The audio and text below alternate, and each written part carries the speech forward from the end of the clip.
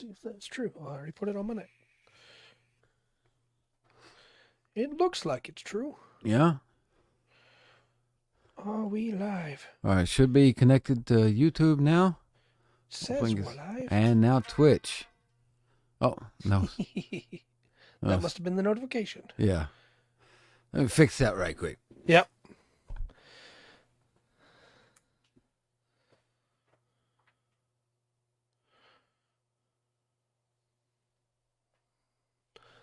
I'm nice and loud. You might be a little quiet. I might be a little quiet. Yeah, focus on the mic and let's see. All right. Let's get up here. Sit back here. YouTube delay. Right. I shouldn't be quiet. You're plenty loud.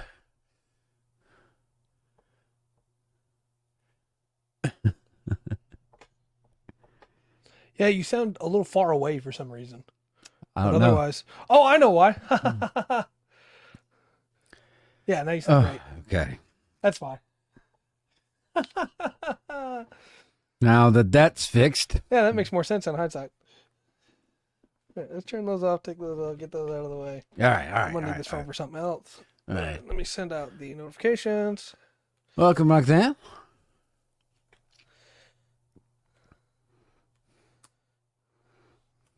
Get everything sent out. Supposed to send, not give me another. Gosh.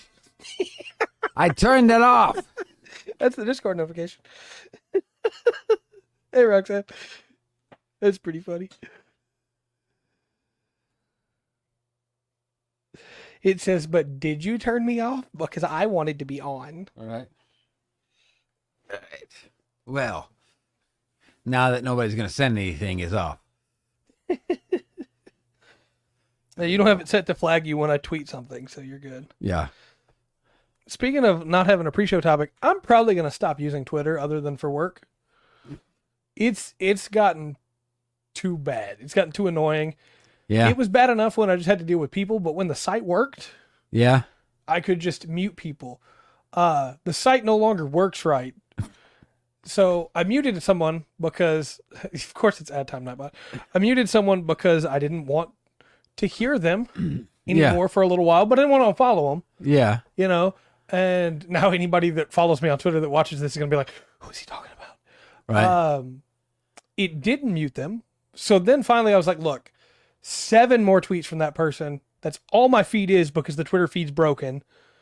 I'm going to unfollow them so that I don't see it anymore. And it still kept showing up for a full week. Yeah. Yeah. Yeah. I've talked about it on the show before. The programs, the Facebook and all that, they're set up. Their algorithms set up to aggravate you. Yeah. Yeah. So I'm going to step away from Twitter. I'm still going to do stuff for the channel, and I'll still use it to aggregate news because people send me DMs on there with news. Yeah. Please don't stop doing that. Right. But Well, I'm probably going to stop using it. tell you something, buddy. We're trying. We'll be moving a little bit further along. Yep. Tonight. 5 more episodes. I was doing the math. The final night, Twitter feed, you will see them. The final night, we will have to watch 6 episodes to finish it out. Just figured I'd let you know. Okay. After doing the math, it was like, yeah, we do need 1 more episode in there somewhere. But I still believe there's a recap episode somewhere. So that might just even out. So it might just even out. Fair enough. Okay. But Okay. we'll see. Yes, we will. All right. Everything's been sent out. Everything's up. I think we're good. I'm going to start pulling up my stuff again. Okay. I have so many notes. There was a war going on the other night with that. During your corner, there was a war going on with that. That's funny. Yeah, great. I had another community poll just to add a third. That is move exactly at the same speed. Right. Yeah. All right, everybody stop. No. Perfect. How we doing on that community goal, by the way? I don't How's that looking? know. Let me manage goals here. That's the sub goal. That's not what we're looking for. Though we're at 3 out of 10 for the sub goal for this month. Okay. The follower goal, we're almost at 120 followers. That's cool. That's not what I was looking for, but That's awesome. Cool. Very nice. Awesome. Very nice. Very nice. Under community? I don't know. This is probably not the time to be digging for this. This is your stuff that's supposed to be done later. At another time. Not right now. But the community challenge is not started yet. That's on me. That's on me. I'm starting it now. Hey, chat, you have 30 days to move sing mode back up to 5 minutes instead of 3. The challenge has started. Okay. I thought it started when I said create challenge. I didn't think I could immediately go in and tell it to yes, now do it. Yeah. I guess it makes sense in case you want to have something like set aside. Oh, yeah. Or maybe you want to start it when you say, now we're starting that. You know, Yeah, you know, could be. and actually plan to start it on stream. Yeah, it could be. You know, we live and we learn. That's the thing. We live and we learn. Every day's a new lesson. Yes, yes. No lesson, yes. Sometimes the lesson is you suck at what you're doing. Too better. All right. You ready to break free of the shackles Want to break free. of the pre-show? Yes. Okay. Before we get into Pathfinder 2E, I should do the intro. Can you tell I'm excited? Hello and welcome to another exciting episode of the Full Spectrum TTRPG podcast. My name is Trey. I am Rungren. And we've got some Pathfinder to talk about. Yes, yes. But before we get into Pathfinder, is there any news that we need to talk about? There hasn't been any new updates with the OGL or anything? No, I can't think of them. I mean, I think Cobalt Press actually finally released their outline or their game system. But yeah, nothing really jumped out on the radar. I saw some interesting stuff from Matt Colville where he was showing like in progress combat with their new system. Okay. That looks really cool. But even in that, he was going, you know, having done this combat, we're probably going to tweak some of these things. Right. Which is why you do that stuff. Yeah, you know? yeah. But normally nice. you don't get to see the end process of it, which is pretty cool. We ought to make one. Yeah.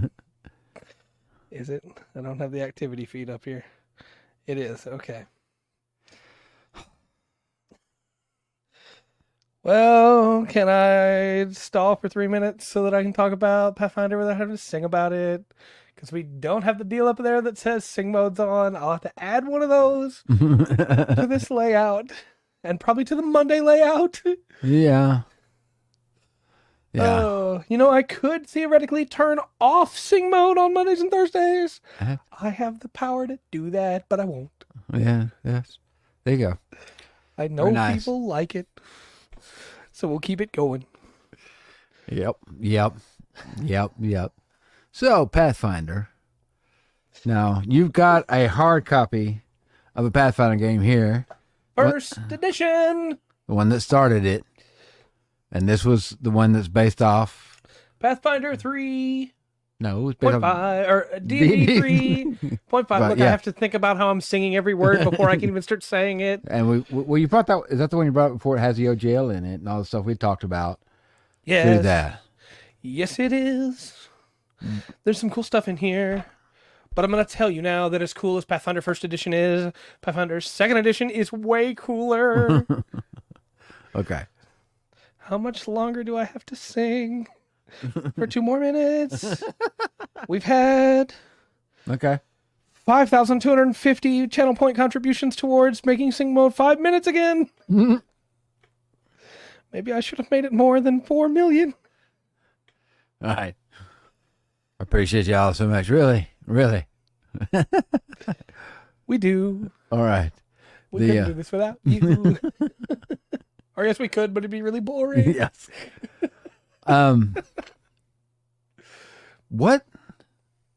What's the copyright on the first one there? Let me check. See where it is? I believe it to be 2012. Okay. So it's 2012. And Pathfinder 2E has been out for 3 years, I believe. Working on 4. So 2019, or 2020, 2019? So we're in there? Okay. Okay. One more minute to go. Now, you haven't played. Have you played either one of these? I have played a single session of Pathfinder 1E, Okay. but I haven't played any of Pathfinder 2E, Okay. but I really want to. Okay. Well, fair enough. Fair enough. Okay, so give me some time, and I will sing again later if you do it, but give me some time. I will turn it off if I have to for a minute. So Pathfinder 1E is really cool and interesting. Hey, and Dark, glad you're here. And feels like coming home, right? Right, because To you were 3.5. Yeah, because you were big. That's where your birth into the TTRPG was. Yes, I love 3.5. 3.5, in my opinion, is the closest thing to a perfect system that D&D has. Right. I understand why other people don't agree with that, and that's fine. But Pathfinder is that again, right? It is 3.5 again. It changes the way death works a little bit, where you have to have like over 10 of your con score taken of damage after you take damage, after you're at 0 before you die. It includes swift actions to try and like bring in the idea of minor actions that are in 4th edition, right? Right. It includes reflex saves, fortitude saves, will saves. It feels like coming home. Having said that, throw this out. Throw it out. Pathfinder 1E is great. Pathfinder 2E. Who baby? Okay, so what makes Pathfinder 2E so special as somebody who's never played it and has just spent the last 2 weeks, 3 weeks almost, poring over the rule books? That system's cool, man. They evolved what D&D tried to do with 4th edition, which was the natural evolution of 3.5, right? They evolved it into something way easier to use. And so it is fantastic, Dark. I'm going to get into a lot of the intricacies of everything. I just accidentally closed. I didn't close it. I minimized it. Thank goodness. But close all of those tabs. That's wonderful. So is there a base setting for Pathfinder 2? There is. It's called Galarian. Okay. And I want to get into the lore before I get into the systems, just like we did with Shadowrun and Houseguard. So let me pull these tabs back up here. I got excited and was bumping the corner of the screen. Oh my gosh. Closed them all. But I have so many notes here. Well, not anymore. Right. God. What's that? Get all this pulled back up. Okay. And it's the same. Now, do you know if you said I'll let you go on. You got your I got my notes here.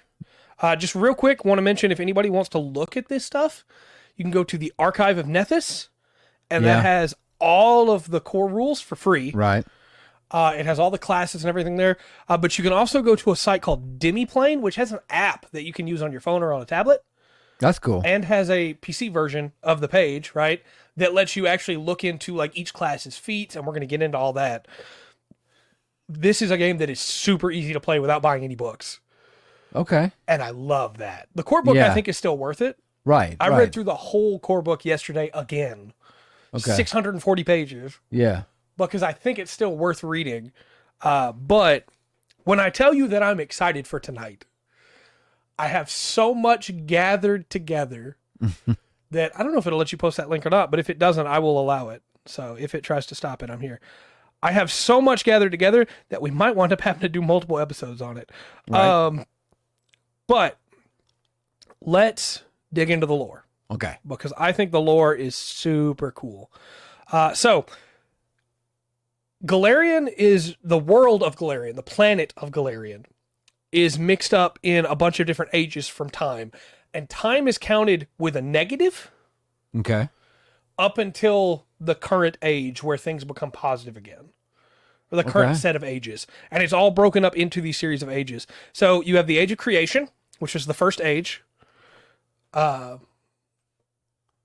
Fix that. Last year's model? Wow, that's really mean, Nightbot. That's really mean. I tell you, the bot you got for us is drunk. Yeah. I can't. I've said it before. I stand by it. 3 minutes and an extra sketch. I'm pretty sure I can prove it. Yeah. Wow. All right, Nightbot. Man, at some point we may just have to mod Dark so it doesn't happen. Oh gosh. That's a scary concept, though. Dark is a mod. I love you, Dark, but that's a scary concept. I don't know if I want to give you that much power. Nice. So, the Age of Creation is the first age, right?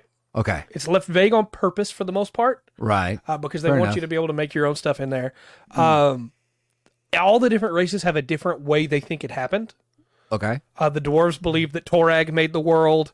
That's their god, the dwarven god. Right. Some races believe that all the gods found the planet instead of creating it. They found it in Okay. the outer planes and decided to, or the outer realms, which is space, Right. and decided to set up shop there, basically. Yeah, it's very good. It's very good. Switch back from 2E. 2E, 1E, and there's also Starfinder. Yes. Oh, that's right. Starfinder's the system, isn't it? I haven't even looked into Starfinder yet, and I want to because there's some cool outer space stuff already in this. I forgot about that. Starfinder is that. Yeah, thank you. So back in the Age of Creation, Galarian was void of all of its own children, which means there were no races native to Galarian back then. Most hated thing. However, there were things like aberrants. Yeah, we're gonna get to that. There were things like aberrants. Yeah. So aboleths came in and took over the oceans before anything could be born in them. And then there's things like eldritch ancients or horrors, things like that are lurking in corners of the world still even now. Yeah. A war of the gods fighting a different god named Ravagug, or a great creature named Ravagug that became a god, ended the Age of Creation as they sealed Ravagug into the core of the planet. Yeah. After that was the Age of Serpents, where snake people rule the world. So that's the time we're living in now. Yeah, it's pretty With great. the lizard people. We're going to get to the elves or alien. I actually think it's kind of cool because the way it's implemented. The idea is weird, but the way it's implemented is really cool. The only place they weren't able to conquer was the Cyclops Empire of the Golgan. Okay. And the elves came to Galarian by using their elf gates to come from a neighboring planet, and the dwarves were born way deep underground. Okay. So then some comes standard stuff there. Yeah. Right. Yeah. then comes the Age of Legend, where humanity comes to exist.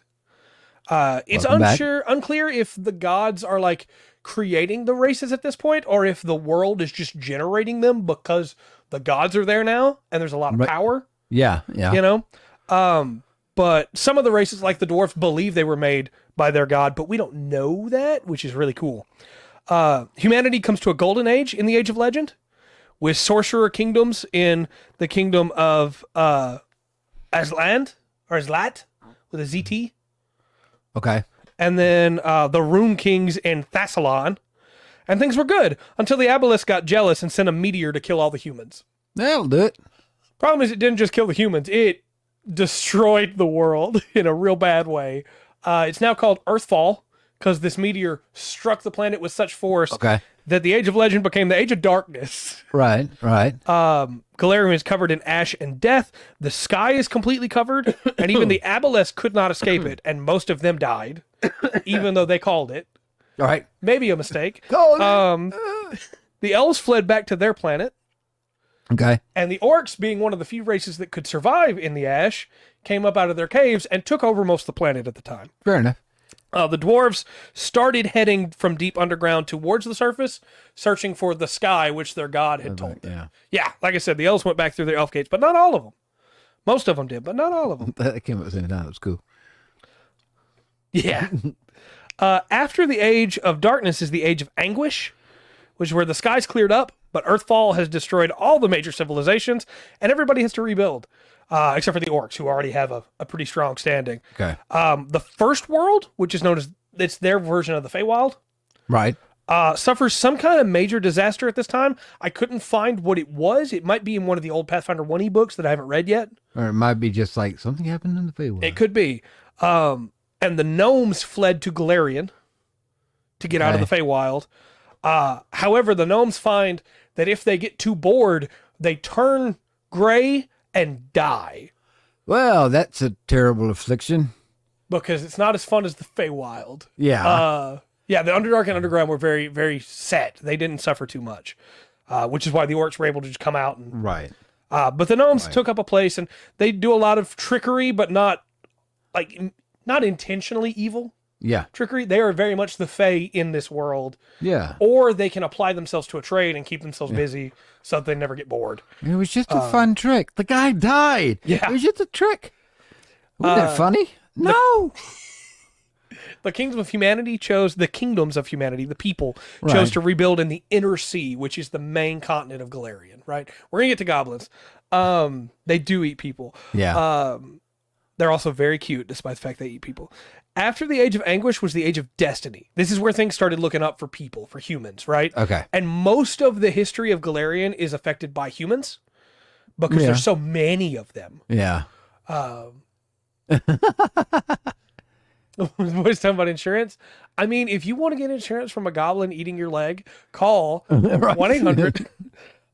So in the Age of Destiny, humans in Osirian is the name of the nation that they make, which is like their version of Egypt. Oh, it's okay. I was And- about to ask. Yeah.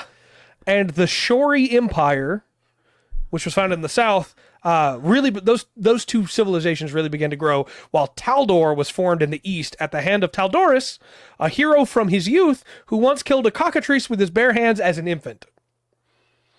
Okay. So this guy is Hercules, basically. Yeah. Yeah. Taldan is the name of the language that they speak in Taldor. Right. And Taldoris became such a big figure, and Taldor grew so much that Taldan became the common tongue among humans. There were a couple other nations that might have been able to rise up to that level, but a Tarask walked through and destroyed the Shori Empire. It got thrashed by that Tarask. Yeah. Yeah. It was bad. And then the last Aslanti, do you remember the Aslants from earlier? yeah. The last Aslanti the last pureblood Aslanti that's still alive is a guy named Aridin, Okay. and he goes to where the Earthfall happened and swims down and finds the core of that meteor, which is called the Starstone, and it makes him a god. It fills him with Well, so much that's handy. magic, he becomes a god. That's handy. He raises the island, forms a city called Absalon on it, and then builds a cathedral where the center of it was, Yeah. and places the Starstone in it. And then he becomes like the guy, right? Right. He is the god of all humans at this point, basically. And that starts the age of enthronement. Oh, we're gonna get to that. Dark. I love it so much. He was like, and that's just not because he's a man. Yeah, yeah. Thank What's you. up, King? We're gonna get to Aridin because he messes up the world. Yeah. Okay. At the age of enthronement, Aridin is now the god of all humans, basically. It becomes so expected in Taldor that you worship Aridin Yeah. that you're not allowed to worship anybody else in Right. Aridin. And Yeah. if you're a human, you must worship Aridin. That's just a given. People expect that, right? Right. Now, Aridin, of course, only grows stronger because of the worship, and Taldor only grows stronger because they have Aridin.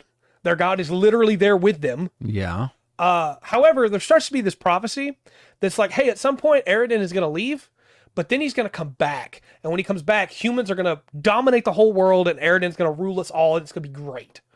And Aridin knows they're repeating this prophecy. They're repeating it everywhere across his kingdom. Yeah. Okay? We're going to get back to that. Okay. Around this time, Tarbaphon, a wizard king who takes over the island of Intipur, he renames it the Island of Terror, becomes a fell necromancer and is such a problem that Aridin kills him himself. Aridin's like, all right, I got to go stop this guy. We got to kill him.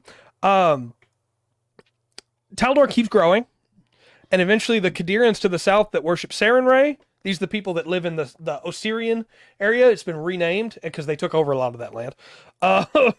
They worship Sarenrae. They don't like it very much that Taldor's like, hey, you got to worship Aridin. So they start a big war. They also, like I said, take over Osirian and go, hey, if you live in our kingdom, you got to worship Sarenrae. So a lot of people get mad about that. And they're like, hey, what if we don't want to worship your gods? So they found a city called Rahadum, which outlaws religion. Okay. If you come to Rahadun, don't mention your god. Yeah. Yes, necromancy. We're going to get back to Tarbaphon. He's a cool guy. He's not a cool guy. He's a terrible guy. I love him. Around this time, the elves come back. Okay. and take back their forests from Taldor, who took them, because of course they did. Yeah. They find a couple elves that never left, and they decide to call those the Forlorn, because the Forlorn never really reintegrate into Elven society. Okay. There's something a little bit off about them. Well, they're very forlorn. Yeah, they straight up, exactly. They kill people. Yeah. If you come into their town and go, hey, we serve Eridan and you're in Kadira, you're dead. But yeah, they're very forlorn, as you said. Yeah, they're sad. Mm-hmm. Now Tarbathon goes, hey, remember how I was a necromancer? Now I'm a lich and I'm back. Yeah. And Eridan's like, I don't really want to deal with this guy this time. So I'm going to send my herald, whose name is, I have it written down here because I forgot it. Whose name not is very nice. Erasni. Okay. And by this point, Tarbathon has taken up a lot of land for himself, you know? Yeah. Yeah. They don't like gods. Let's make that very clear in Rahaboom. Yeah. Erasni goes to try and beat Tarbathon because she's like basically a god herself, right? Mm-hmm. She's the herald of a god. She gets wrecked. Well, and Tarbathon, go ahead. I was going to say, that's not good. Yeah. And Tarbathon goes, hey, you know what would be great? If I killed you, turned you into my thrall, and then threw your body back to your people, and then a couple years from now, I'm going to raise you from the dead as like a lich queen. Oh. Well, this guy's got future plans. Yeah, Tarbathon's a guy. That's probably the worst engagement I've ever heard of, but right? Okay. So in the middle of all this, you might expect, well, Eridan's probably going to go stop him because that's his herald, right? Mm-hmm. Eridan goes, nah, here, this random soldier named Iomidi, I'm going to give you my shield. You go deal with him. Because it worked great the first time. Right. You know? Yeah, it's really smart. It worked great the first time. But she actually is able to win. She doesn't beat him, but she binds him under a mountain. Ah. The mountain's called the Hungering Mountain, and Tarbathon gains the name the Whispering Tyrant because his essence is still leaking out from where he's bound, and he begs people to come free him. Iomidi ascends to godhood herself. She goes, hey, Eridan didn't help us. I'm going to go touch that stone that he touched. Yeah. I'm going to become a god. Eridan leaves. Yeah. Eridan just goes, peace out. You guys are fine, right? Yeah. You got a herald now. Iomidi will take care of you. Like Galacticus. Right. So in the middle of all this, there's like a long period of peace. Like, you know, hey, everything's nice, you know? 2 minutes. Well, okay, that's all right. Yeah. Everything starts to get nice until Taldor goes, hey, you know, we still really don't like those Kadirans. We're going to go to war with them again. Yeah. And around this time, the people of Taldor are like, you know, some of us love war. And the rest of us love Eridan. Yeah. Maybe we have different values here. Maybe. Because we don't want to go to war with Kadira. And so they have a civil war. And they split and become Taldor, which loves war, and Cheliax, that loves Eridan and focuses on their faith. Even though Cheliax is like, hey, Eridan's coming back, some people in Cheliax go, hey, but Asmodeus is pretty cool. Asmodeus. Yeah. Asmodeus. Yeah. And they start worshiping the demon lord Asmodeus and become Hell Knights. Let's see what we can get done. Okay, let me get through this. Yeah, Asmodeus. Yes. They start worshiping him, even though they're in the country that worships Eridan. Right. Some of the people, and that brings Hell Knights into the country. Oh, of course This leads us to the second to last age. We're almost done with the lore. The Age of Prophecy. So you remember that prophecy I mentioned earlier about how Eridan was going to come back? Right. Yeah, Eridan was supposed to come back in the year 4606. He heard them talk about that prophecy the whole time he was here on Galarian. Yeah. He knew they prophesied. At any point, he could have said, hey, that's not true. And he didn't. Right. He just doesn't come back. And this has massive ramifications because there's a lot of people worshiping him. Yeah. So the sheer weight of that prophecy not being fulfilled and the loss of faith in it causes so many effects to the world itself. First off, all the other prophecies die. The people that were seeing prophecies no longer see those prophecies anymore. Prophecy is dead. Okay. Divination magic still works because new prophecies can be made. Oh, I'm sorry to hear that, Will. That's terrible. Dang, Will. Yeah, a lot of people think Eridan's probably dead. Yeah. I'm sorry to hear that, man. Divination magic still works now because new prophecies can be made. Right. But all the old prophecies are just gone for all the races, Okay. which is a problem, you know? It also causes, like I said, it's a huge magic, like faith magic backlash as a bunch of people in Cheliax just lose their faith in Eridan instantly, you know? Yeah, he was the god of prophecies as well, not just humanity. I forgot to mention that. Okay. Yeah. Yeah, other gods picked up the slack, you could say. So it's still there, just not as strong. Right. Gotcha. There's a thing called the Eye of Abidago, which is faith magic like vortex, a maelstrom that pops up in the south of the world. For 3 weeks, there's storms and earthquakes everywhere. There's a tear that opens up in the north called the World Wound, and demons pour out of it. And Eridan's worshippers start to call for his aid. Imagine being a champion that works for Eridan, and you're out there fighting, And nothing. and there doesn't come an answer. Got formed yesterday. I'm sorry to hear that, man. I really am. Cheliax falls into another civil war,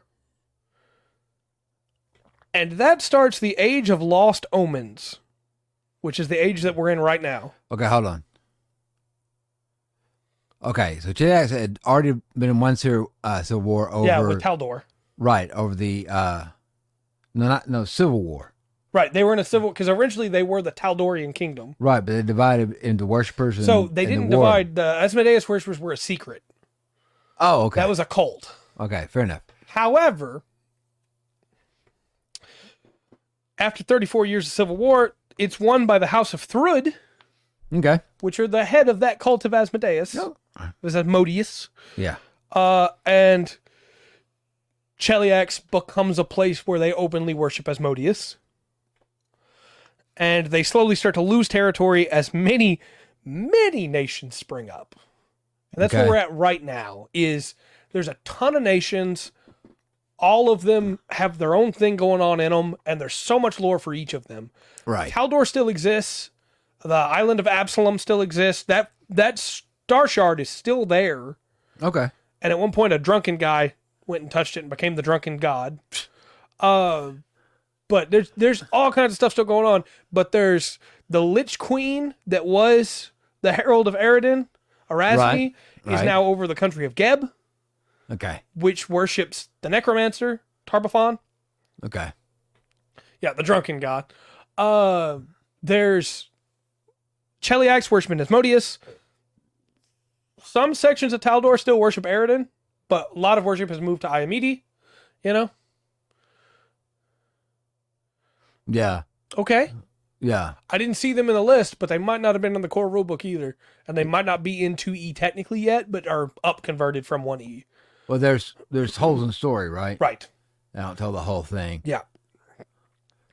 So I like they have borrowed from a lot of mythology, from the like Greco-Roman type to there, a little bit of like Hindi and Christianity. I like the setup. They could still be playable in Pathfinder 2E2 and just not be moved up yet. They just got most of the base classes moved up to 2E. There's still a lot of stuff from 1E that hasn't been up converted to 2 yet, but you can still use it in 2. Okay. So that's the lore as it stands right now. Okay. Now, a very cool thing in my mind about the lore, because there's a whole lot more, it's deep, is that the world moves forward with our world timeline-wise. So every year that we move forward, like right now it's in 4623. Right. Next year it'll be in 4624. Yeah.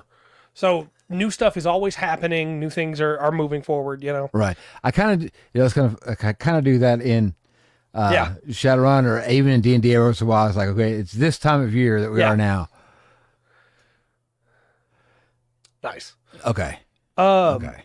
Now we should probably talk about it as a game, right? Because we've been talking lore for a while. Right. And again, if people want us to cover if people want us to cover Shadowrun again, we'll do another episode on Shadowrun as well. But if people want us to cover Pathfinder 2nd Edition again, there's so much more to talk about. As a game, it uses D20 set of dice. Right. Right? You have your successes and your fails. You don't roll a D20 and get, like, you roll a 20 on it and get a crit success.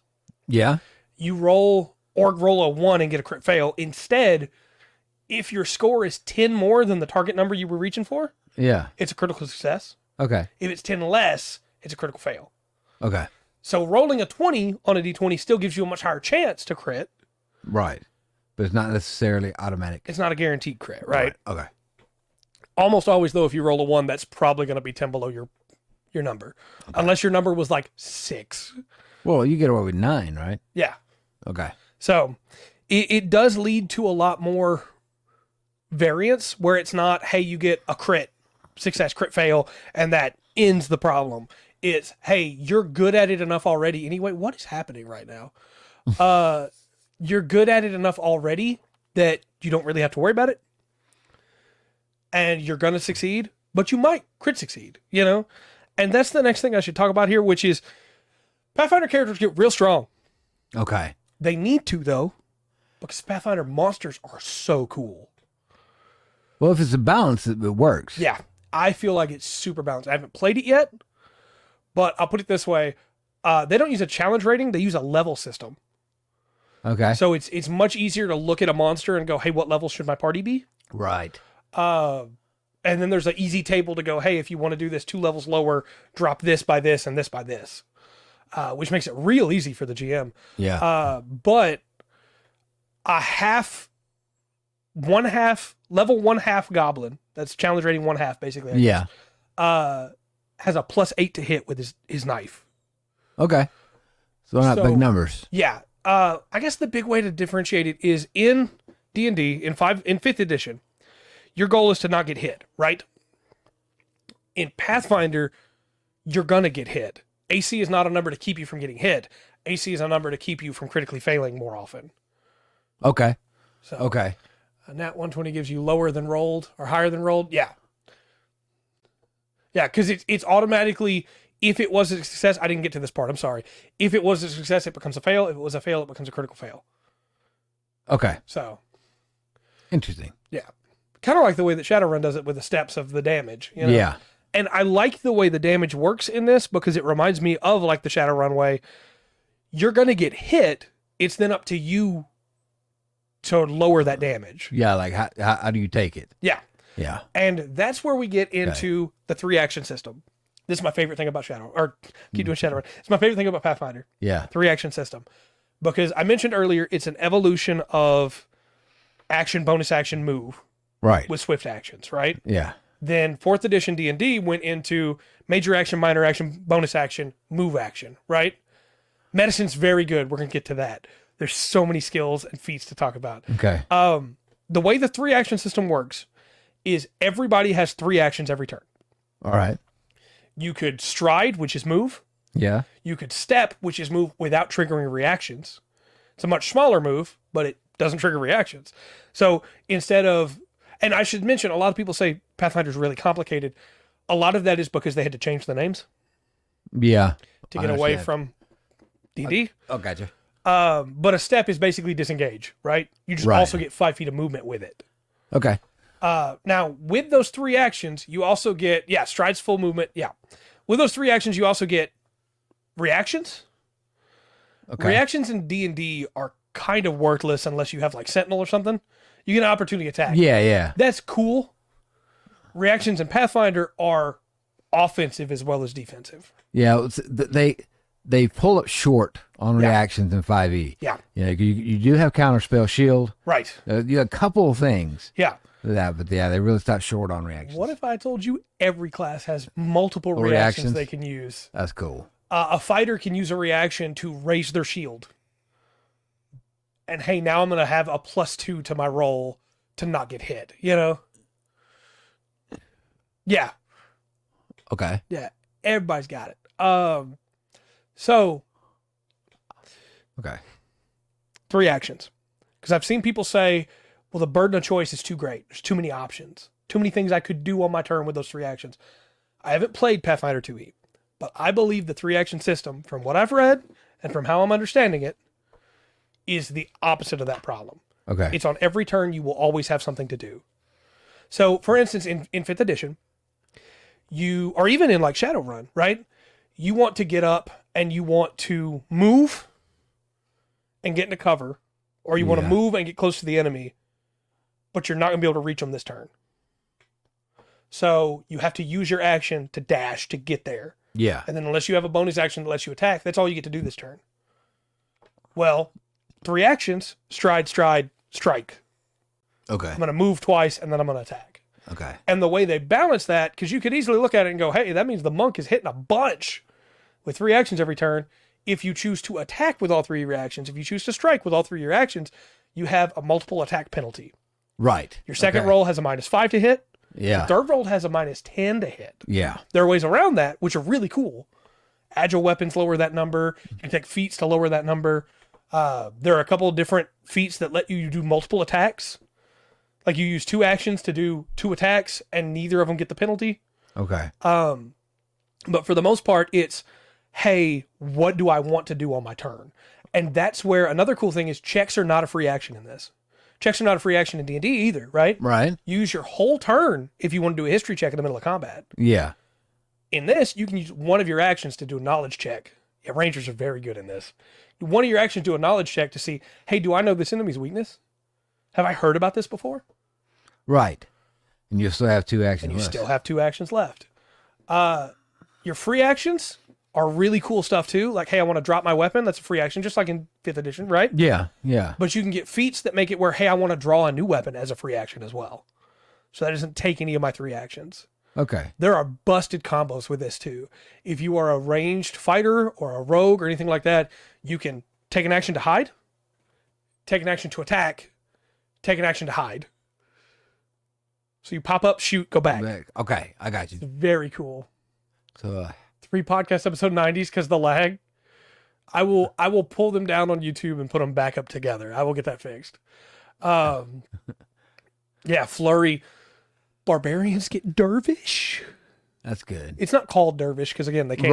Right. But they get dervish. Yeah. There is so much in this that lets you feel. For instance, I want to attack that guy. I can't attack that guy this turn. As a fighter in 5th edition, if I can't attack that guy this turn, I don't get to do anything with my turn. Right. Well, there's, even if you do, and we've seen it happen to characters in 5th edition where you might have one character who's like, okay, for this, so many levels, pretty much what I'm going to do is I'm shoot my bow. Yep. Bow. Yep. Like that. And that's pretty much all I can do. Yep. Until I reach this level. Yeah. And then I can bonus action hide. Yeah. Then I can do add some more stuff to it. Whereas in this, it's, hey, yeah, I'm going to hide. I'm going to try and distract the enemy. That's a thing you can do. You can distract the enemy to make them flat-footed so that a rogue could get a sneak attack bonus. Okay. Which flat-footed from 3/5 is back, by the way. I love it. Yeah. You could demoralize the enemy. If you got a high intimidation skill and you've used 2 attacks and you don't want to attack with a -10, I'm going to demoralize them so that I get -1 to their AC the next time I attack them. Okay. Or I'm going to demoralize them for my first action because it doesn't count towards my attack penalty. And I'm going to lower their AC down by 1. Okay. And then I'm going to attack them. But they have to fail the intimidation check that you roll against them, Okay. So well, what you read that comment. D&D 5e melee is okay, but yeah. No, Pathfinder 2 melee is a whole different thing. Right. Magic is good in Pathfinder 2e. Right. I think magic is better in 5e. Okay. Because in Pathfinder 2e, most spells take 2 actions to cast, and you can't cast multiple concentration spells, obviously. Right. But there are things like twin magic that lets you use 2 spells back to back. Yeah. Magic's very good in 5e. Magic's still very solid in Pathfinder, and there's some cool ways to use it that you don't get in D&D 5e. Well, we said, in 5, think about what Dark said there and how you're talking about right there. Because we've always said in D&D 5e, your 20th level wizard should not fall. Right. He should be so much better than a 20th level fighter. Right. to get there, and I was wondering how that holds up in 5e. Yeah, Pathfinder? Pathfinder, yeah. I think martials are still going to be better for the most part. However, there are feats that make casters part martial. So there are feats that let you, like, as a wizard, I'm going to cast Fireball. And then I'm going to take, as my third action, I'm going to imbue what remains of that spell into my blade. Okay. And then next turn, I can swing with a fire sword. And there are feats that make that a free action. So you can do that after your second action, free action that, and then take a third action. Yeah, cantrips are one action, which is very good. Cantrips being one action is very strong. But if it's a cantrip that uses an attack property, it still gets the multiple attack penalty. Okay. But still, and that's how that falls into your 3 attacks. But magic's very strong in Pathfinder as well. You know, it's interesting it's got the D20 system, but there is something very Shadowrun about this. Yeah, I agree. The more that I read into it, the more I was like, yeah, this is going to play like Shadowrun, but fantasy. Because you have, in Shadowrun, you have the free action, you have a lot of stuff you can do, then you have 2 simple actions or a complex action. Yeah.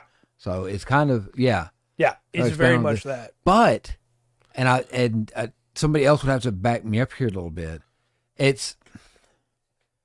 I get the second edition, the AD&D second edition feel from it, but maybe even a little deeper, kind of like the Palladium system. Yeah. Because you could get down, and there's other systems too where we get down to, like, when you were sword fighting, you were rolling for where you hit. Right. That. Targeted attacks and all that. Well, not even the target attacks. There were certain. Oh, I see what you're saying. Yeah, rolling for where the strike lands. Yeah. So when you attack, if you got even if you got a critical, you might have just hurt the arm. Yeah. So, I believe the classes in this are really strong, and I guess we can talk about classes real quick. Summarize real quick. We'll go over the classes next week for sure. Yeah. So, what makes classes shine in Pathfinder 2e? Do you want the full list now, and we'll just go over them again later, or you want? Yeah, you can kind of go over them because we've got a great cheerleader for the ranger. Yeah, and ranger's very good. Your animal companion can level up. That's such a simple thing that should have been done. Yep. Yeah. So the way that classes work, real quick, is at level 1 you will take a class feat. You get all your classes at level 1. You don't wait to get your class feature at level 3. All your class features level 1. I mean, you still get more as you level up. You know what I mean? They all start at level 1. Right. You get a class feat that you get to choose. That feat determines your subclass. The Pathfinder community still calls them subclasses because that's what they were in Pathfinder 1st edition, right? But still, though, they don't get to level at all in 5e. Yeah. So it's a cool thing. Druids get an animal companion that can level too. Okay. But they are still subclasses. But the thing that makes them not the way we think about subclasses is when you level up later on, you can choose not to take the improved version of your old feat. You can choose instead to take a different class feat. Okay. So there are class feats tied to subclasses, and there are class feats that are just general use in your subclass feats. You also get general feats as you level up. And you get skill feats as you level up. Yeah. See, skills were like that. This is like Palladium. Thinking of Palladium quite a bit, where you can pick, your skills are going to mean so much. Python knew what they were doing. They took ideas from a lot of the best systems. Yeah. And made something really unique. Let me give you a rundown of these classes. Right. So we got the Alchemist. Okay. The Alchemist can make bombs. They can poison people. Why do I have the blurry version of this image? I don't know. Why are you doing that? Do this. Well, so the classes are kind of classic D&D classes. Sort of. As far as their name. Yeah, they've all been shifted a little bit from D&D to make them a little bit more distinct. Right. Alchemist makes bombs, potions, things like that. Yeah. So many options, and I don't feel like they're overwhelming because of downtime, which we're going to get to in a minute, where you can change your stuff. That's cool. So again, Alchemist, bombs, things like that. There's some cool stuff you can do with that. You can spec into, hey, I want to throw bombs further. Hey, I want to make reagents that I can use in combat. I want to build stuff that I can use in combat. The different class that does that a little bit better, but there's still cool stuff you can do there, including like, hey, I want to use my reagents that I made at the end of the rest this morning, and I'm going to use them in combat, and they give me a special ability I can do. Yeah, and the class feats can level. It's so cool. So cool. Barbarian, I'm gonna go in alphabetical order because why not? Yeah. Barbarians don't stop raging if they don't damage somebody or get hit. They just get to keep raging. Keep going. Okay. It's very cool. I guess so. Alchemists are thematically really cool though. I want to play one, and if they suck, that's a shame. And that's where archetypes come in, but we're probably not going to get to touch on archetypes this time. Paizo went, hey, multi-classing's cool. You could get confused real quick with all the options for classes and multi-classing. So Yeah. we're going to give you archetypes that are just like, hey, these two classes combined, here's a basic build. You could just run this, Okay. Yeah. which is really cool. So, Yeah. but again, Barbarian, you know what it does. It rages. It's very good at raging. It gets a dervish. It gets a lot of cool reactions. One of my favorites is if the Barbarian is near an enemy and it's got no weapons in its hand, and an enemy goes to try and move past them, it can use a reaction to grab them and stop them. Just really cool. If the Barbarian's raging and it gets hit with an attack, it has a reaction that allow it to reduce the damage because it just basically goes, not today. It's very cool. Fighter, exactly what it sounds like. Yeah. Fighter doesn't have subclasses per se. Okay. Instead, Fighter has a bunch of really cool feats and reactions it can use. One of them called Sudden Charge lets you use 2 actions to move twice and then attack. Okay. So you only have to use 2 actions to do that. It only counts once for your attack penalty. So you could then attack again with a 3rd action. Okay. You would still have the -5 penalty, but you could still attack again. Right. It's very cool. There's a really nice subvariant of Fighter that's not a subclass, I guess, Right. where if you only have one weapon in your hand, you can take feats that let you use the other hand, like a one-handed weapon. Yeah. You can use your other hand that's free to disarm opponents, pull down their shields, or grab them and push them. Okay. It's very, very cool. And again, that's why I love reaction in this game, because you can only use them once per round, but you can use them offensively instead of just defensively. Yeah. Gunslinger's next. Very cool class. Has a gun, has the potential to do a bunch of damage, and can literally rocket jump with their gun. They can fire their gun at the ground and use it to gain altitude. It's so cool. Then we have the Inventor. It can make either the 3 like main subclasses. There's a bunch of other stuff it can do, but the 3 main subclasses are: it can make a magic weapon, it can make magic armor, or it can make a magic companion.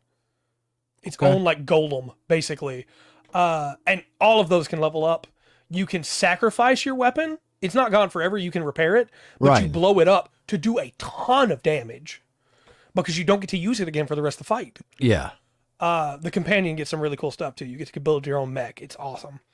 The Investigator is like a mix between a rogue with a little bit of like magic to it, I guess you could say.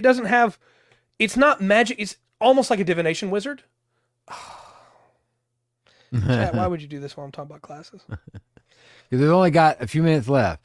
So we're going to have to run a couple minutes long for this. I'll try to get you to summarize it, get it done, and get out of here. It's almost like a wizard, divination wizard, because it can call it shot and say, hey, I'm going to use this ability, but it doesn't have to call it shot on a single target, and it gets to see ahead of time if the attack is going to hit. And if the attack's going to hit, it can then change the target so that it knows I won't hit that guy, but I will hit that one. Okay. So I change my target. And then it does more damage. It's very cool. Rogue is exactly what you think it is. It's a rogue. It gets more skill level ups than everyone else. Okay. So you get a lot of skills really quickly. Yeah. And it has a new variant of sneak attack, which only attacks people that are flat-footed. Right. But you can make them flat-footed through a bunch of different ways. Then you have Swashbuckler, which uses flourishes to move around the battlefield. Okay. It's very cool. It does a lot of cool stuff, and it spins panache. Nice. Yeah, okay. Then we have Champion. This is their paladin, but you can't be neutral. You can only be good or evil. That's okay. I'm kind of for that because Paladins in 5th edition aren't. They're not. You could also be a paladin or a champion that only swears to a creed. Yeah. Just like in 5th edition. Yeah. But your creed affects everything, and if you go anathema to your creed, you lose your powers Yeah. until you go You repent. Well, no, that's good because, like I said, in D&D, there's just not. There's no negative for you not to. You get your powers for being for being and believing a certain way, Right. and acting a certain way. That's interesting, Dark. It's a lot of neutral guys. Okay, Because there are a couple of those. I'm sure. So why not make it where you could worship them? Yeah, But I think they should still not stick to a neutral creed. yeah, There are more neutralist variants in the core rulebook, but I like champions. They're very cool. They get a lot of cool stuff with shields. yeah. Then there's the monk. Monk has stances that it can use Okay. instead of subclasses. Yeah. And you can take feats that merge the stances Yeah. so that as a free action on the start of your turn, you switch to a different stance. Yeah. So it takes an action to take a stance, unless you're already in a stance. Yeah, exactly. There's 12 different stances, all of which level up. That's cool. Very cool. One of them is Dragon Stance, I'm sure it is. It better be. and each stance requires you, like the character takes the stance of the actual martial art. So like Wolf Stance, you get all the way down with the claws out. You know, Crane Stance, you bring the wings up, and you get different bonuses for that. So like Crane Stance, you can jump You can jump higher. Oh, totally. I want to make a monk. I want to make sure enough. Show enough. Why not? It's super cool. Then there's Ranger. Ranger has a lot of cool stuff like the Animal Companion, but the coolest thing about Ranger in my mind is that this is a Ranger that is not just a druid. This is a Ranger that hunts a target. Yeah. This is a Ranger that has an ability called Keep the Hunt, I believe. Might be Do the Hunt, I believe. I realized I had to sing that line as well. It's very cool, and I like it a lot. And Rangers can spec into twin axes in a way that I really, really like as like a hunter. Yeah. It's so cool. Hunter's Mark is very cool as well. I'm trying to get through these really quickly. Thaumaturge is a really weird, cool class that is all about knowledge and exploiting vulnerability on their enemies. Okay. War picks are a cool thing they can use. They seem really nifty. I like them a lot. They have a symbiotic relationship with their tool that they use, and that's how they cast their spells or do their damage. Do Rangers naturally get dual wield? We know that. I think they do, but I'm not sure. That was something I never understood, but I took away from Rangers. Yeah. Because in second edition, sing. But in second edition, that was something that's kind of one of the things that made the Ranger, and I don't think they brought it up through other editions. Mm-hmm. Okay. I think you can get it through a general feat as well. Yeah. So you could always have that option. Next up is the Magus or Magus. This is a class that can, as long as it's a one-handed weapon, there you go. That's the answer. Okay. Which makes sense because that's how people work. The Magus it's a mixed class. It uses magic and melee, and it can take and cast a spell and strike at the same time. Okay. And it's one action because you imbue that spell into your weapon. But if you miss, the spell still goes off and you lose the slot. Okay. Then you have to take an action to recharge that ability. So it's very swingy. Yeah. But it's also very cool. Then we have the Summoner that summons an Eidolon. That Eidolon shares its health pool, shares its AC. They are linked eternally. Okay. And they work together. They're very cool. Then we have the Bard. It's a Bard. Does what you think it does. Bard. But there's a lot of cool stuff about them with actual like music-related abilities as compared to just the way the Bard is in 5e, where it just goes, you sing. Well, not only that, the Bard, the problem I have with Bards in 5e is they're yes, I know they need to be jack of all trades, but they really do kind of step on other people's toes. They do, and they don't do that here. That's the Rogue. The Rogue is the jack of all trades, but it's not master of any. You're going to specialize.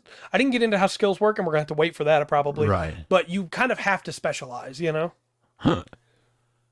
Bards don't have, yeah. Well, But they don't have to. They don't have to be in 5e either. I mean, you could poets. Or, you could take a lead a poet. Comedians. Going to make a mind bard. Painters. Yeah. Yeah. There's a lot of options for that. Cleric. Cleric is very good. Cleric has access to 6 heals at level 1. Okay. But the medicine skill can also bring you back. That's the thing that we're probably not going to have time to get into tonight. But Cleric is very good. There's also like a full-on DPS variant to Cleric, kind of like the War Cleric, but it's even cooler. It gets a lot of really cool stuff. There's a Druid, of course. It can wild shape, but you have to choose to take that feat to do it. Yeah. Yeah, cloistered one is kind of interesting. Okay. It's rude. You can also take a rude animal companion, of course, right. which can eventually be a raptor. Or you can take a plant companion and have a leshy. I want to walk around with like just a little small, growing sunflower. Yeah. In a pot. And just... It is ad time. There it goes. Ad is finished. So yeah, for anybody who didn't hear it, Druid can also take a plant companion, which is very, very cool. I'm sure it will. I'm sure. Mm-hmm. Oracle is kind of a really interesting class because it's cursed. So it can cast spells, but when it casts spells, the curse grows. TurboTax ad again. Imagine Moroku from Inuyasha. Yeah. The guy that had the wind tunnel in his hand. Yeah. But every time he used it, it grew bigger. That's like an oracle. Okay. It's a really cool idea. I want to see somebody play one. I need to watch some campaigns so I can understand how it works. Yeah, you also can play a Leshy, and as a druid, you can eventually just become a tree. Nice. You can, for your rest, you can. We'll talk about it more next week, but you can just become a tree. So if you're cloistered, you're an excellent healer. Yeah. So you need your group. Yeah, you need a group to protect you for sure. Okay. The psychic is probably the class I know the least about because it's one of the newest classes. It is a psyker as far as I can tell from 3.5. Well, they should have had that already in 5e. Right. But I am Groot. I'm sorry. Bless you. It does psychic damage, as you would imagine. It's very cool. It's what's called a spontaneous caster, just like a bard. Mm. The sorcerer in this is really interesting. You get a lot of different bloodlines to choose from.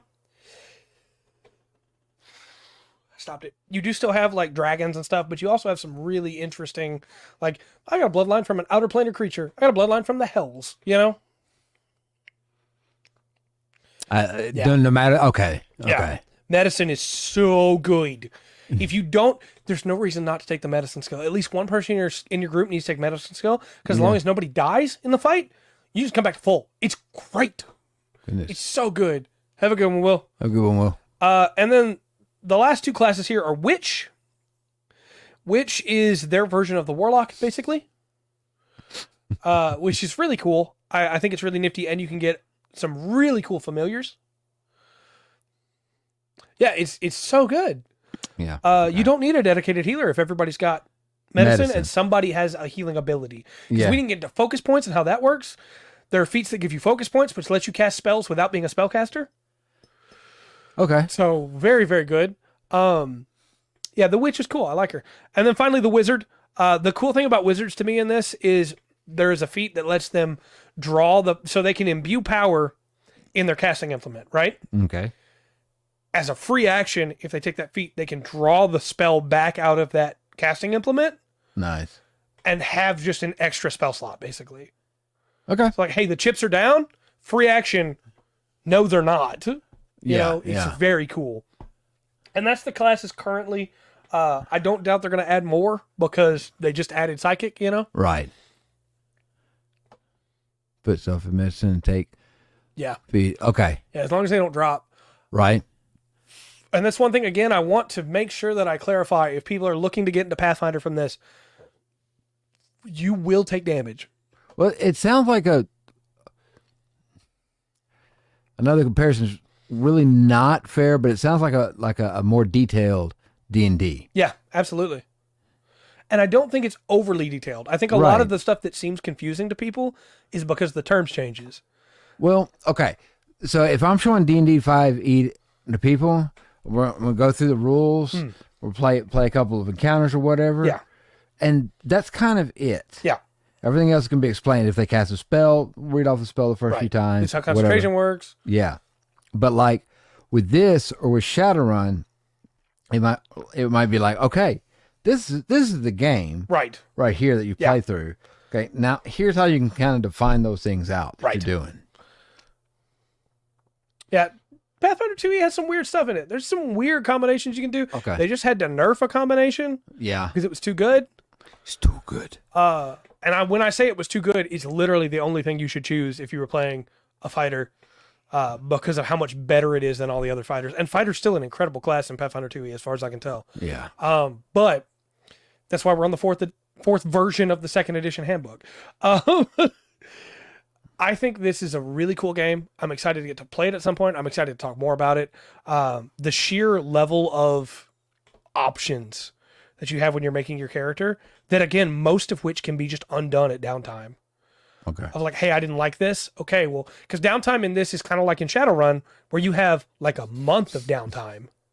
It does not use the adventuring day setup, you know? Yeah. Yeah. Trip is so good. I told you I love Pathfinder. Trip is so good in Pathfinder. Yeah. It's so good. Yeah. I'm going to use my reaction to trip this guy. All of a sudden, The truth it comes out. It's so easy to see now. All this other stuff I thought you were excited about. Yeah. Yeah. And we didn't even get into, they don't call them races in this. They call them ancestries. They did in Pathfinder First Edition. Yeah, it makes them flat-footed, which means their AC is lower. And again, when I'm talking about people taking damage, talking about AC, your wizard might start at level 1 with 14 AC. That wizard will die. Even more than in 5e. That wizard will die. That goblin has +8 to hit. Yeah. He only needs to roll like a 6 to hit you. Yeah. If he rolls a 16, he crits you. So if you're playing a class that takes the damage for the team and you feel like you're doing something wrong, you're not. That's your job. Well, some games are like that. 5e's not, but we've had. I mean, keep going back Shadowrun, but that was the other one we done. Right. What we're playing, though, that game, is a little more deadly. Yeah. Than I really remember, and I knew it was. Yeah. I mean, I almost died again this last session. Yeah. But I got a serious wound on the boss. I mean, he straight up killed me though. But yeah. Yeah. Yeah. Yeah. You have opportunity attacks there. So Nice. there's so many options that make combat feel, from the combats that I watched, so much more fun and so much more stuff that people can do in combat at all times. Yeah. So I like it. Nice. All right. Yeah, we might go into that a little bit more. I won't complain. Might go into that a little bit more. I still have so many notes we didn't even touch on. Okay. Yeah, I'd like to hear some more on it and get into maybe skills a little bit more. I walked into this believing Pathfinder was going to be super complex. Yeah. And instead, Pathfinder to me looks super easy. Once you get your mind wrapped around the 3-action system. Right. And the way that crit success, crit fails work, everything else is just kind of, there's emblems, there's little symbols, that's the word, on every action, every feat, for like, how many actions does this take? Okay. Oh, it takes 2? Okay, so I know it takes 2. Okay. It's not like, well, is this spell concentration? I gotta pull it up and find out. It's right there. It's right there. There's more. I'm saying it seems like it's got like an extra level of detail in it. And again, you don't have to buy the books if you're just starting out and you want to learn it, but you don't want to invest a bunch of money into it. Right. I'll name off those 2 websites again. But Archives of Nethys lets you read all that stuff live, and then Demiplane lets you actually create characters in there, kind of like a D&D Beyond. Yeah. And you can see, the only problem I have with Archives of Nethys is you can't see the class feats on the class page. The ancestry feats on the ancestry page. Because you also get ancestry feats, by the way. All right. And background feats. Yeah. But on Demiplane and Path Builder, you can see all that stuff on that page. So it's super easy to use. Nice. Okay. It's a dream come true for somebody that doesn't want to turn around and buy hundreds of dollars worth of books. Well, there's something else that seems a little bit about this. Now, you were going over the classes, and you got different ancestries you can do. D&D 5e, for a while there, it it seems scared to make any two of what they call their species now different. Yeah. But that was always a cool thing about it. It is. And 2E does that. It's, hey, dwarves get +2 con. Right. You know? Yeah. They come from their ancestry different. Right. And I think the reason they chose ancestry instead of race, a lot of people have said, well, it's for the same reason they changed it to species. I don't think that's the reason. I think it's for a culture thing, too. Yeah. If you're a human that was raised in a dwarvish city by dwarves, Yeah. you're not going to act like a human that was raised in a different city. You're going to act like a dwarf. So you could be a human with a dwarf ancestry because you're going to act like a dwarf. Right. You know? Yeah. And maybe somebody could say, well, you wouldn't have those bonuses. But if you've been raised like a dwarf, you probably are hardier than a bunch of humans, you know? Yeah. Your Noel was dwarf? Yeah. That's such a cool way to do it in my mind. Okay. Because it's not, hey, we want everybody to be able to be anything, which is fine. I don't disagree with that. But a lot of the internet hates that idea. Yeah. It's, hey, where's your person from? You know? Big hole. Yeah. Yeah. I like Windrose as well. See, I went a very different place with that. I went Yogscast, Diggy Diggy Hole. Yeah. No, I love it. I love it. I love the idea of, hey, my human was raised by spider people. See, I feel like what you're talking about there, and what Dart's talking about, or Noel right there. So that makes me feel like, okay, the dwarves, they really have a different culture than where they live, where they come up. And then, you know, and now the elves as aliens is still kind of feels weird to me. Yeah, that's a weird choice. I like it, but I understand why somebody might not. Well, I can tell you why. Because for me, like, if you say elf, we're talking fantasy game. Well, not only that, I'm thinking about that. These are the creatures of the wood. Right. You know, they've been here on whatever the planet may be. Yeah. You know, as I don't part of think that. we know what their planet is. Yeah. They just showed up on Galarian one day. I want to get so much deeper into the lore too. Maybe in the future we can come back and do like a deeper dig into the lore. Yeah. Because there's so many. Real quick, let me read off some of these names for you of like the places, because there's so many cool places. There's the Broken Lands. Yeah. There's the Eye of Dread. There's Old Chaliax, of course. There's the Golden Road. There's the Mwangi Expanse. There's the Impossible Lands. There's, of course, like Old Taldor, the Five Kings Mountain. Yeah. The Hold of Belzelkin. That's where the orcs are. The Isle of Terror, of course. And that's not getting into everything that's not in the Inner Sea, where there's still like old places of Aslant.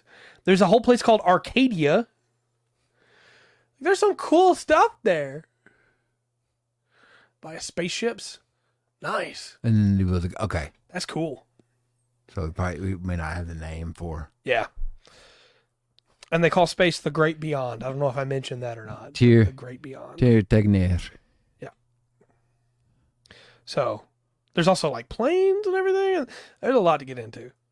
So if people want us to come back and cover this, maybe we will. But, Yeah. Okay. I think we need to come. I think we need to come back to this. Because obviously there's more to talk about. Yeah. Get a little bit more in depth about, you know, the ancestries and what are the playable ancestries. Yeah. I think we need to at least run through those for sure. Because I know there's elves, dwarves, there's gnoll, there's gnolls, and centaurs. Yeah. It's pretty open. Yep. Okay. Yeah, I agree. Yeah. Yeah, it's all so. I'll put it this way, and then I need to stop because I'll just keep going. When I looked at so many systems the other day, like a month ago now, for you could easily homebrew it though. Just playing a Centaur and D&D. Oh, that's right. Oh, my bad. Sorry, Dart. When I looked through all those systems, there was a lot of cool lore. Yeah. And I touched on all of it, but I didn't dig deep into any of it. Right. Pathfinder was the one that I was like, hey, this is really nifty. Maybe at some point I'll come back and look at it. This is my new favorite lore for a system. And I love Forgotten Realms. But Galarian is such a cool place. Like those snake people I mentioned are still around. Right. They just don't own the world anymore. Right. Aboleths are still hiding down in the sea, in the oceans, trying to come back to the prominence they used to have. Yeah. You know, there's so much going on. Yeah, there's a lot. It feels there's a lot of D&D lore into it. We'll come back to it. Okay. Tomorrow, I'm building the Amazing Red Warrior, and if we finish him fast enough, because we got most of him done last week, Right on. we finish him fast enough, we'll start our SD, which I believe is the SD Gaugagar. And then anytime we finish a kit before the end of a stream, we'll keep working on that SD. That'll be a side project that we work on. Okay. And then, of course, Monday we'll be back with him on Mondays. Tuesday we'll be back with Standard Dwarf in the Player Handbook. Check him in Mwangi Expanse. Ooh, okay. I will do that. Tuesday we'll be back with the regular podcast. Wednesday we'll be back with Runger's Assignment. Yes. I apologize again. Thanks, Roxanne. Apologize again. I did not realize Smile for Me did not have a windowed mode. Yeah, that was weird. So we'll see if we can get that figured out and maybe bring it back at some point. But it looked like you had fun with Gas Station Simulator again. So Yeah, look, I don't think it's a bad game, but it really needs one to slow down a little bit yeah, and just be a little more relaxing. Yeah. it seems a little aimless too. Is that okay? That makes sense. That's cool. Yeah. And they would have a different. Yes, it would be completely different there. Mm-hmm. And then next Thursday, I guess we'll be talking more Pathfinder. I'm not going to complain. Okay. Dig into those ancestries and get into skills and feats. Yeah. Might maybe coming up, go back over, kind of look at what sets each game out and Yeah. what's the same, what's different. I mean it. I read the core rulebook twice. That's how much I like this. That's awesome. So, and then of course next Friday we'll be painting Death Guard. So, please look forward to that. Okay. But until next time, I've been Trey. I've been Rungren. We've been the Full Spectrum TTRPG podcast. Remember to always enjoy the full spectrum that Pathfinder has to offer. Okay.